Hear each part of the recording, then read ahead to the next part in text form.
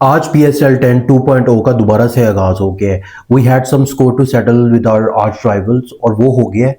और उसके बाद क्या आगाज किया है कराची किंग्स ने।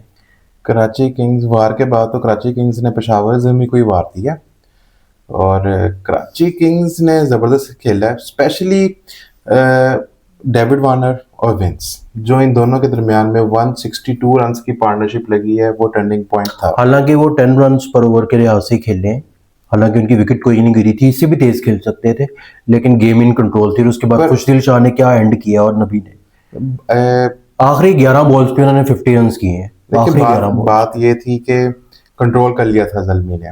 वो 13 ओवरों में 150 स्कोर था, अच्छा खासा कंट्रोल कर लिया था। जो डिफरेंस रहा है वो आखिरी 2 ओवर्स का रहा, जहाँ पर उन्होंने एग्जैक्टली 52 स्कोर किया है।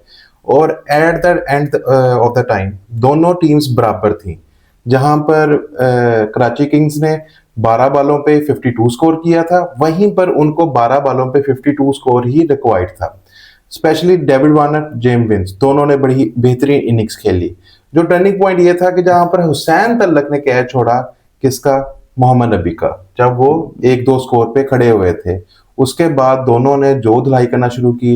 18th ओवर, आई थिंक ज्यादा फर्क फिर भी नहीं पड़ना था, क्योंकि जैसी फॉर्म के अंदर खुशदिल शाह है उन्होंने फिर भी मारनी थी। देखें आखिरी 2 ओवर्स का ही फर्क है, जितने वही वो स्कोर से हारी है जल्मी। ठीक है, वो एक्स्ट्रा स्कोर जो उन्होंने आखिरी 2 ओवर्स में दिया, अगर 30 एग्जैक्टली स्कोर भी खाया होता तो पेशावर जल्मी मैच जीत जाती। जीत सकती और थी। वो 20 स्पेशली रन ही जो है ना फर्क पड़ गए हैं। और floppy fielding at the end, पता नहीं कौन सा प्रेशर ले लिया था कि शायद कोई धमाका हो जाना यहाँ पर।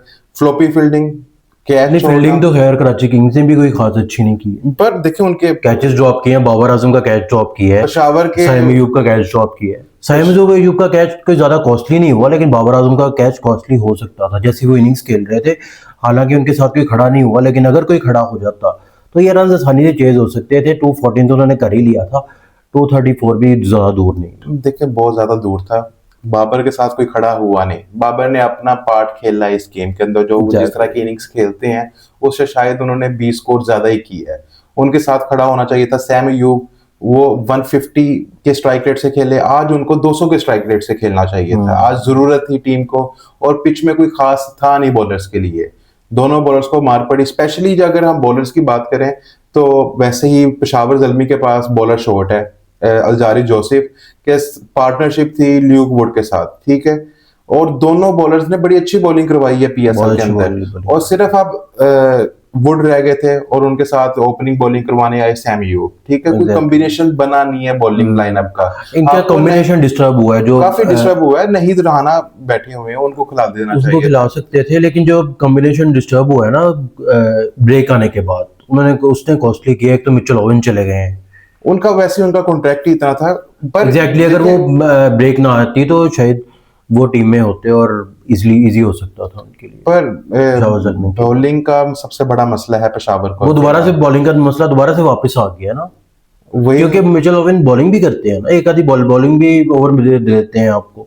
तो आप अहमद दानियाल की जगह किसी और को खिला सकते हैं, किसी पर प्रॉपर यहाँ बैटर पर को खिला चाहिए था सकते हैं। पार्ट टाइम बॉलर नहीं चाहिए था, फुल टाइम बॉलर चाहिए था, जैसे अलजारी जोसेफ थे।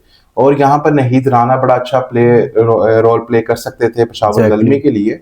ओके, आज इनकी मेरे ख्याल से कोई मेन सिलेक्शन फास्ट भी बॉलर खास तो इनके नहीं पास है। दो ही थे आज। अहमद दानियाल भी पूरे फास्ट बॉलर नहीं है, वो उनको वैसे ही मार पड़ी है। बहुत मार और पड़ी है। पेशावर जल्मी की तरफ से इन्होंने सबसे ज्यादा स्कोर खा लिया आज, 66। पिछले एक बॉलर अली ने रजा को भी 62 मार खाया पड़ी था। है, लेकिन उनका चले वन ऑफ कह सकते हैं कि पर टूर्नामेंट उनको उनका बहुत अच्छा गया है। मार पड़नी नहीं चाहिए थी। ल्यूक वुड ने बड़ी बेहतरीन बॉलिंग करवाई है, 4 ओवर बॉलिंग में उन्होंने score। भी अच्छी करवाई है। आई थिंक बहुत अनलकी भी साबित हुए हैं वो।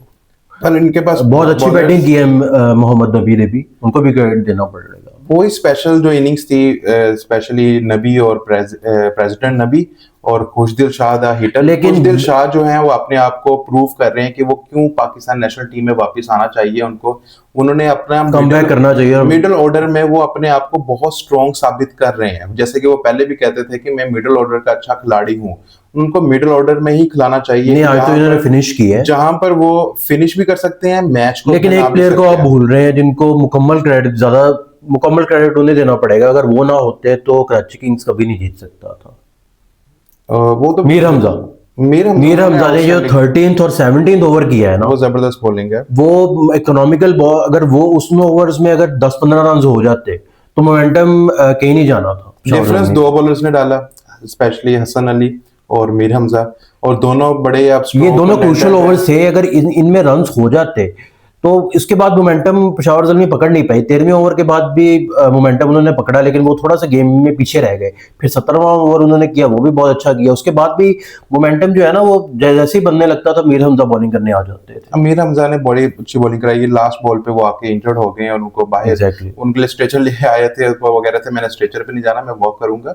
बड़ी बेहतरीन बॉलिंग थी, अच्छा यूनिट लग रहा है कराची किंग्स का, इतना कोई डिस्टर्ब नहीं हुआ गैप के बाद Exactly. जो वार हुई है पाकिस्तान और इंडिया के दरमियान, उसके बाद कोई इनका प्लेइंग 11 इतनी डिस्टर्ब नहीं हुई जितना डिस्टर्ब इस टाइम पेशावर ज़ल्मी नजर आ रहा है। इनका स्टार्ट में भी बॉलिंग का इशू था, अब भी इनका बॉलिंग का इशू आ रहा है। आज इनको नहीद राना को ट्राई करना चाहिए था, बड़ा क्रूशियल मैच था पेशावर ज़ल्मी को जीतने के लिए। बेशक उनके पास एक चांस है अगले मैच में जो कि लाहौर कलंदर्स के साथ होगा, वो डू एंड डाई मैच होगा दोनों के लिए। दोनों के बाद आज इस मैच के बाद कराची किंग्स और इस्लामाबाद यूनाइटेड दोनों टीम्स क्वालिफाई कर गई हैं। कोयटा ग्लैडिएटर्स पहले ही क्वालिफाई कर चुके थे और इस मैच में कराची के जीतने की वजह से इस्लामाबाद भी क्वालिफाई कर गई है। और जो नेक्स्ट मैच है वो क्वालिफाई राउंड में जाने के लिए सेमीफाइनल होगा जो कि लाहौर और कराची के दरमियान में होगा, लाहौर और पेशावर के दरमियान में, लाहौर और पेशावर के दरमियान में। और दोनों के लिए जीतना डू एंड डाई मैच है। और मैं लाहौर कलंदर का फैन हूँ, सपोर्ट भी लाहौर कलंदर का कर रहा था और मैं चाह भी ये रहा था कि पेशावर ज़ल्मी भी क्वालिफाई करे कि ये बाबर आजम की टीम है पाकिस्तान की। डिस्टर्ब हुई है इनकी बॉलिंग लाइनअप, खासतौर पे बहुत ज्यादा डिस्टर्ब हुई है। वो तो वही है, नईद राना अगर वापस आ जाते हैं फिर थोड़ा सा बेटर हो सकते हैं, क्योंकि आप एक बैटर भी कम कर सकते हो। अहमद दानियाल की जगह किसी प्रॉपर बॉलर को खिला लो। हाँ वो खिलवा सकते हैं, ऐसे ही है वो भी। एक्चुअली इसके बाद लाहौर में जाएगा टूर्नामेंट, तो आई थिंक पेशावर ज़ल्मी के पास जो एज है ना, वो दोबारा से शायद वापस आए। वो हो सकता है। अब देखते हैं, बाबर आजम अपनी फॉर्म उस तरह की फॉर्म में नहीं है, फिर भी उन्होंने बड़ा अच्छा नो खेला, अपना उन्होंने पार्ट प्ले किया आई है। थिंक उन्होंने आज अपनी तरफ से पूरी कोशिश की है। 200 के स्ट्राइक रेट, ऑलमोस्ट 200 के स्ट्राइक रेट से उन्होंने खेला है, और कोई एक खड़ा होना चाहिए था इनके साथ। पर यहाँ पर ये था कि उनको अब बाबर आजम को समझना चाहिए अगर इस तरह का टारगेट आए तो फौरन ही एक्सलरेट करना चाहिए इनिंग्स को। डू एंड डाई मैच होते हैं आई थिंक फौरन ही किया उन्होंने। एक तो ये वो नंबर 3 पे बैटिंग करने आए हैं, उनपे फौरन उसके बाद चाहिए था कि आप इतना बड़ा उसके बाद टारगेट चेस जो कर रहे हैं। ओपोनेंट्स है वो भी तो स्लो हो गए ना, साइम अयूब स्लो हो गए, उसके बाद जो दूसरे प्लेयर आए वो भी स्लो हो गए। तो जैसे मोमेंटम मिलता था तो साथ वाला प्लेयर आउट हो जाता था। ये भी तो टेंशन रही है ना। पर बाबर आजम को चाहिए था कि डू एंड डाई मैच है, देखना था कि अब बड़ा स्कोर है, क्यों एक नन्ही से जान क्या कुछ करे। देखिए एक भी विकेट गिरनी थी तो वैसे ही रन रेट ने, देखिए बाबर आजम नन्ही से जान क्या कुछ करे, वो करना चाहिए था ना, कैप्टन है और बॉलिंग में मार खाई है बॉलर्स ने, तो यहाँ पर बैटिंग में मारना भी चाहिए था। पर सूरत हाल अब यही है, अगला मैच दोनों के लिए डू एंड डाई मैच होगा। पेशावर ज़ल्मी क्वालीफायर्स में जाए, लाहौर और पेशावर में सब देखते हैं कौन जाता है। मेरा तो लाहौर कलंदर का सपोर्ट कर रहा हूँ, मैं लाहौर को ही सपोर्ट करूंगा। मैं बस चाह रहा था कि पेशावर ज़ल्मी जाए क्योंकि बाबर आजम की वजह से, पर अब मुझे लग नहीं रहा। अब देखें इस मैच के बाद बैटिंग जो है काफी अच्छी लगी है बाबर आजम की, कि वो नेक्स्ट मैच में अगर ये कंटिन्यू करते हैं अपनी फॉर्म को शायद तो लाहौर के लिए बड़ा मुश्किल हो जाएगा मैच जीतना। ओपनिंग में ठीक है, हारिस और सैम, हारिस तो एक तो सारे टूर्नामेंट में वो चौथे नंबर पे खेल रहे हैं, अब वो ओपन आ रहे हैं तो वो एक कवर भी हो गया ना उनका। पेशावर ज़ल्मी अब कवर नहीं कर पा रहे क्योंकि मिडिल ओवर्स में आगे खेलते थे हारिस। नहीं, वो हारिस की जगह यही बनती है, ओपनर है, उनको ओपनर ही आना चाहिए। बाबर आजम ओपनर नहीं है, वो वन डाउन प्लेयर है जहां पर वो टीम को संभाल सकते हैं। जैसे कि आज भी उन्होंने वही इनिंग्स खेली, एंकर इनिंग्स ही थी और अच्छे स्ट्राइक रेट के साथ एंकर इनिंग्स खेली। इनके साथ अगर एक भी बैट्समैन टिक जाता और वो 200 के स्ट्राइक रेट से 50 स्कोर भी कर लेता तो ये मैच, देखिए मिडिल ऑर्डर में कोई ऐसा प्लेयर चाहिए था ये तेज खेल सकता। प्लेयर्स तो थे लेकिन कोई भी अपनी रेपुटेशन पे पूरा नहीं होता, वो उनसे खेला ही नहीं जा रहा था। बाकी जो नबी और जब खुशदिल शॉट खेलते थे वो बाउंड्री से बाहर जाती थी, इनकी खिलाड़ियों के हाथों में जाती थी।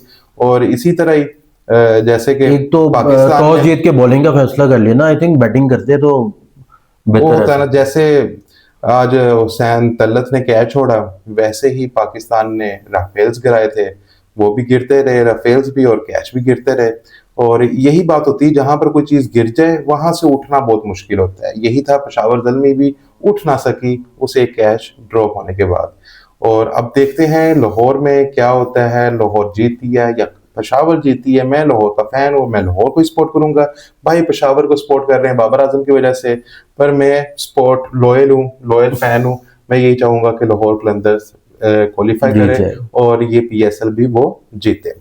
और देखते हैं फिर हम में से। आपकी तो फेवरेट है ना लाहौर कलंदर्स। देखिए मैं एक तो शाहीन आपकी फेवरेट है, एक लाहौर शाहीन की कलंदर वजह आपकी से, favorite। शाहीन की वजह से नहीं, मैं पहले हारिस सीजन रऊफ की वजह से। मैं पहले सीजन से ही लाहौर को सपोर्ट कर रहा हूँ और मैंने वो सपोर्ट चेंज नहीं की। बेशक वो पहले सीजन्स में आके पहले दूसरे में गंदी तरह से जलील हुए हैं, पर मैंने अपनी सपोर्ट लाहौर के लिए ही रखी हुई है। और देखते हैं हम और क्या होता है। और we are now signing out. और हम कल मिलेंगे आपको। और कल 2 मैच है और गर्मी बहुत है लाहौर में, खिलाड़ी पिघल ही ना जाए। और इस गर्मी में आप लोग परिंदों का खास तौर पे ख्याल रखा करें, जो जानवर हैं, बेजुबान जानवर हैं, छतों में पानी रखा करें कि परिंदे पी सकें। और गर्मी में आपको भी पता है कि जो इंसान भी है वो भी सरवाइव नहीं कर पाता, तो जानवरों और परिंदों का ख्याल रखना चाहिए। बिल्कुल। और इसी पैगाम के साथ हमें इजाजत दें। अल्लाह हाफिज। Thank you so